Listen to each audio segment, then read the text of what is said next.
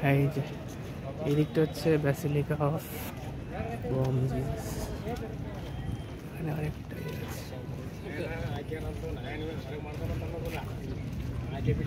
একটা ক্যাথিড্রাল আছে, ওল্ড গোয়া। এখানে বোধহয় একটা কার্নিভাল বা কিছুটা হচ্ছে বোধহয় ক্রিসমাসের জন্য। ক্রিসমাস তো বেশি দিন না, তো 1 মাস বাদে।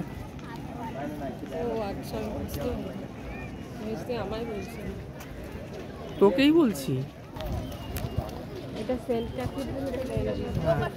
এসি ক্যাথিড্রাল আর এদিকটা হচ্ছে বম।